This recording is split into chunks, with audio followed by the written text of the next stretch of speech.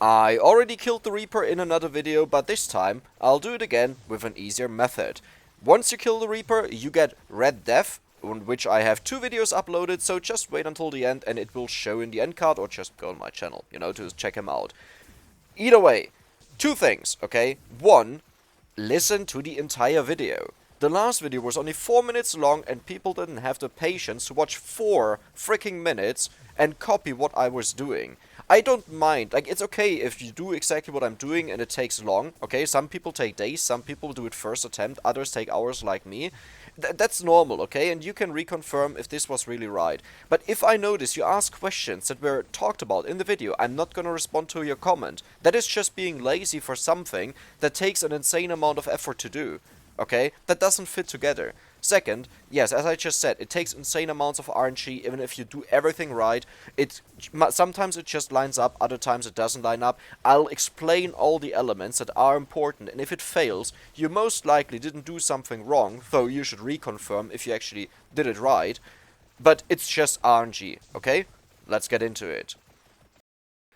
In regards to power-ups, do not take bonus experience, do not take increased pickup range, and later on I removed luck simply for the reason that I wanted to avoid as many triple chests as possible, as one of the failing reasons will be to pick up chests and maxing out your rune tracer. Now, how much impact luck actually has on the entire thing, I can't say that for sure. For example, enemies drop experience, sometimes randomly, it's not guaranteed. Is it increased by luck? Well, then you definitely don't want it. Is it not increased by luck? Then you don't care. Further down the line towards the end, luck actually matters. It would help you out, but to be honest, if you just do what I do, you should be fine. So, as mentioned, you obviously have to get a rune tracer level 2. If you don't get it, just reset, it's over. You also can't hit level 3, it's over.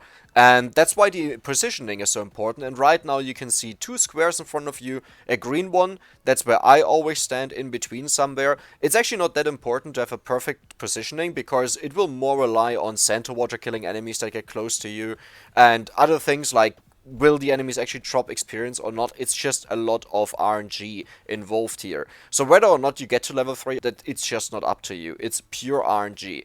Now the yellow one is another position that was recommended to me. I never tested it. In theory it should sound bad, because if you get too close to the walls, to the top wall means the enemies that go through walls can hit you. To the sides, so the bookshelves, means the rune tracer can shoot through that and you waste projectiles, and in that time enemies can kill you because you have no more protection. Now there is a reason why they said it worked for them, right? So there must be something to it, and if you lose all hope, just give it a try and see if it works better for you, but I can't confirm that. Now that you made it past 2 minutes, because that's roughly when the enemies stop dropping experience, there's the next RNG concern. I want to explain how it works, just in case you want to optimize it, that you know there's little you can do.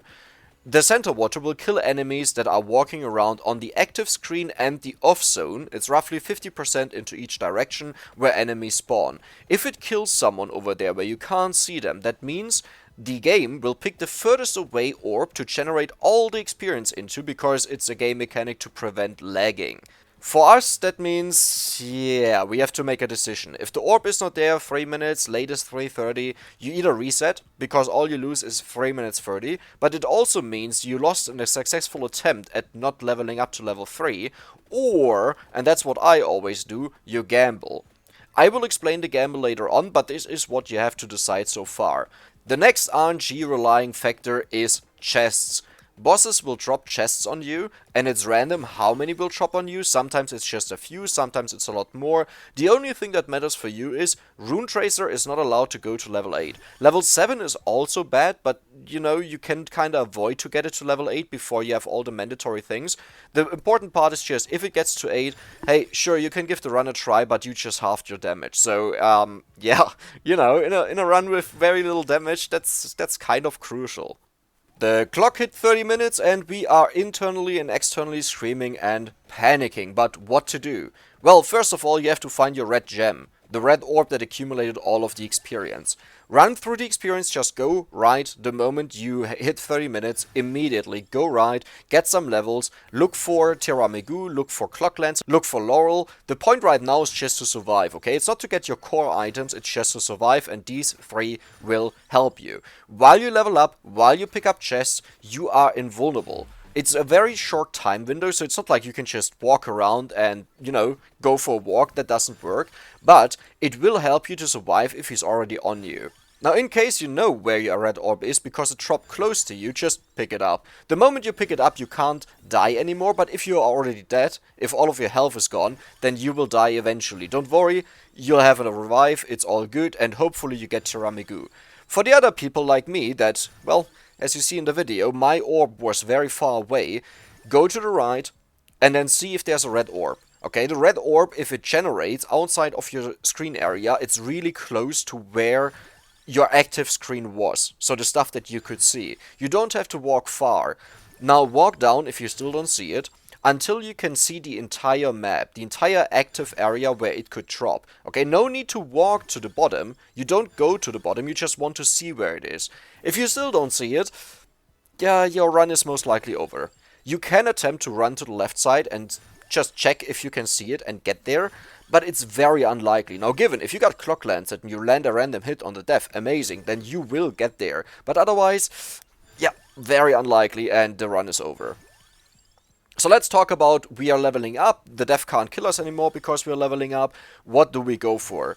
Well, here are all the items listed that you're looking for, the items and the weapons, and you might be a bit confused with the numbers, but let's get to that later, okay? Let's talk about the must-haves first. So, the must-haves are Candelabrador, and in another scenario, Candelabrador and Spellbinder. Later to that more, just keep that in mind, okay? If you don't have Candelabrador, if you say, I lost this run, I can't believe it, what did I do wrong, and I see no Candelabrador, then, it's the main damage. Without this, your weapons are not big enough, they will not hit the dev, and you literally reduce your damage to 0. Because he'll barely take damage unless he literally walks into them, okay? So, be aware of that.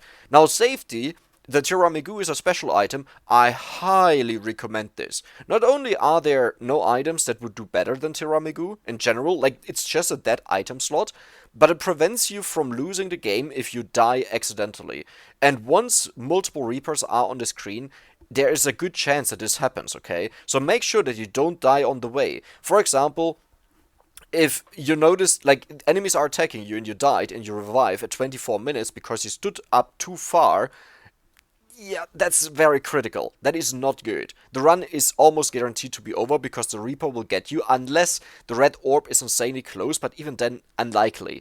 Let's take a look at the good items. It's pretty much in reverse order. Praiser is the best one. It speeds up the Rune Tracer. Rune Tracer lives for a certain amount of time. That means with higher speed it will hit more often, right? Pretty much, well, it's not 50% more, but more like 46% more. Really good. Spinach.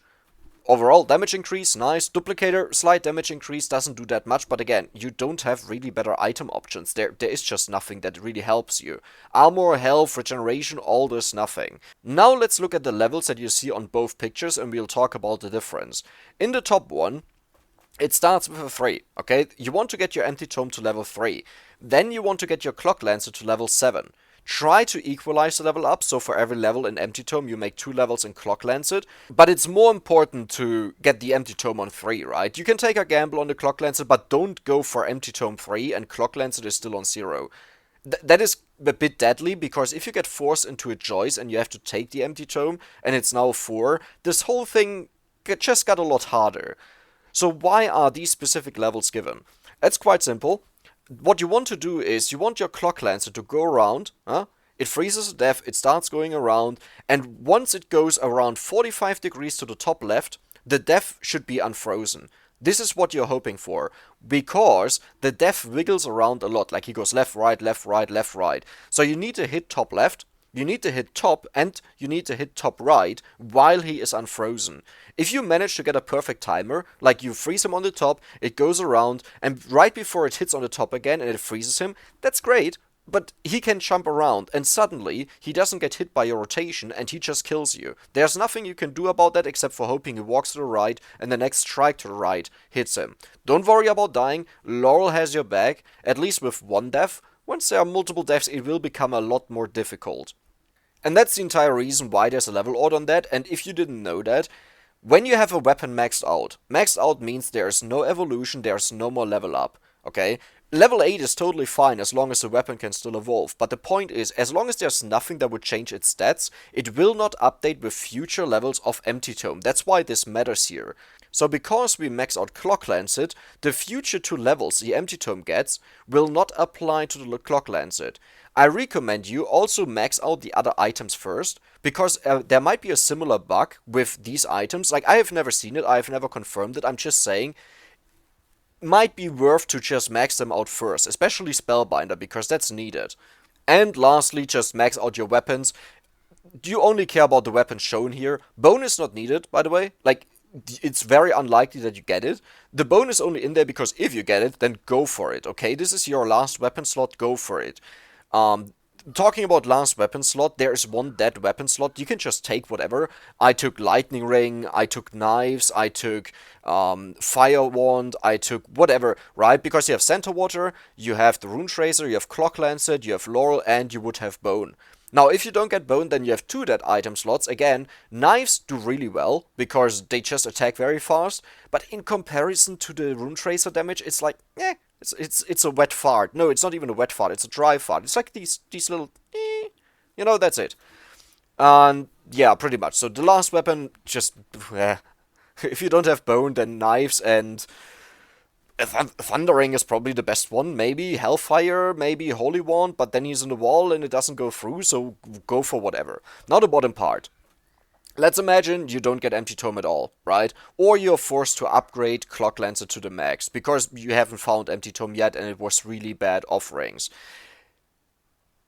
If that happens, you need Spellbinder to freeze the enemy longer, now that it goes around slower, but the longer freeze will deal with that. It's not an optimal scenario, but it will still work. But that means you have to sacrifice an item slot. Sacrificing an item slot is not that bad. I mean, you can see all the items here. It's Empty Tome, Candelabrador, Tiramigu. None of these I would sacrifice.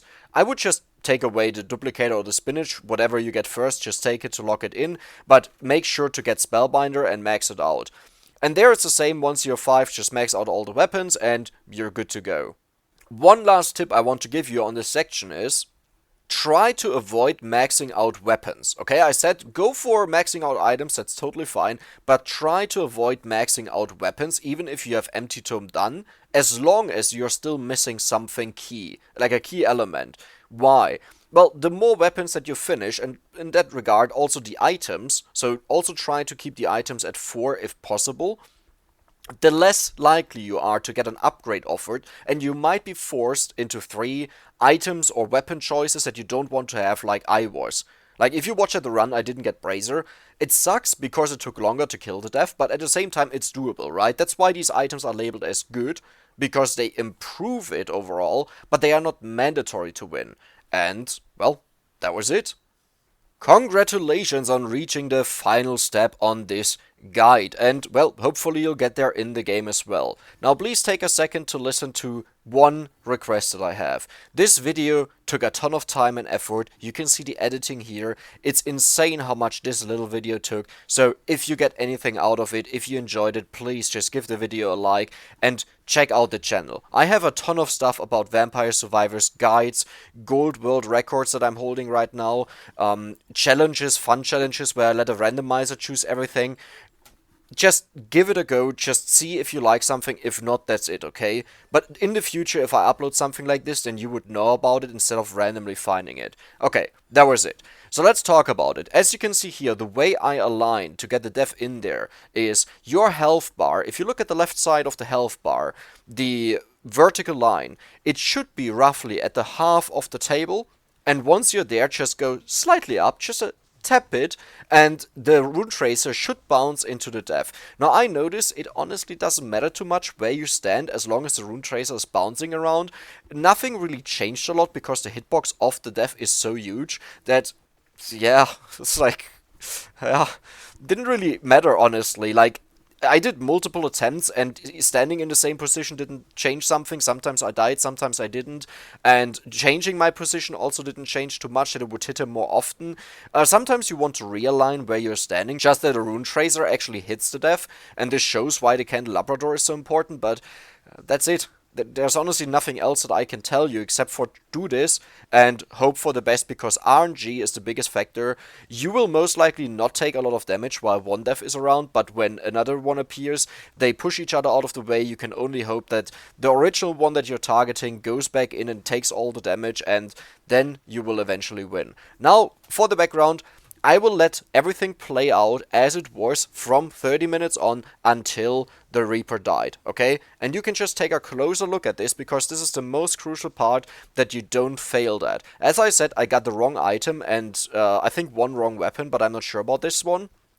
But either way, as long as you listen to this video, you should be fine, you should have him defeated, and I'm glad if you did. Have fun with Red Death, and I hope you give my channel a chance. Goodbye.